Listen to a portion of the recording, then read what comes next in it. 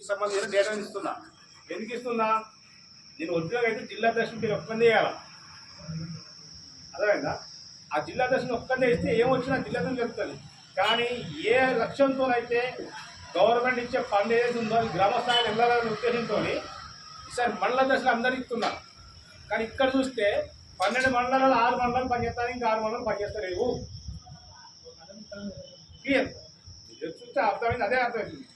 12 మండలాలలో 6 మండలాలు పనిచేస్తారు, ఇంకా 6 మండలాలు పనిచేస్తారు. కాబట్టి వాళ్ళని 2 కాన్స్టిట్యూన్సీలకు సంబంధించిన ఇద్దరు ముఖ్య నేతలు ఎవరున్నారు? ఇద్దరు ముఖ్య నేతలు కాన్స్టిట్యూన్సీ అధ్యక్షులు, జిల్లా ముఖ్యనాయకులే. అదే ఒక కాన్స్టిట్యూన్సీ ఉపాధ్యక్షులు పెట్టినాం.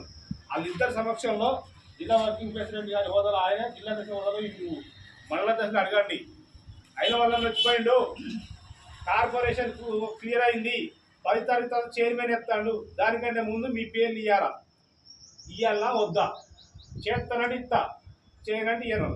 ఆఫ్ స్పాట్ ఇంకొన్ని మార్చేసి పెట్టండి. ఎందుకంటే ఇచ్చిన తర్వాత మనం ఏ పీరియడ్ అయితే ఇస్తున్నామో ఆ పీరియడ్ వరకు సచ్చినట్టు వాడే ఉంటాడు. అర్థమైందా? ఇవాళ ఒక రాష్ట్ర అధ్యక్షుడు వస్తుందంటే దాని నాయకుడు రేపు కులం కోసం ఏం పని చేస్తాడు? ఎంత పని చేస్తాడు? చేయలేడు. నాట్ ఎలిజిబిలిటీ తీసి పారేయండి, అవసరం లేదు.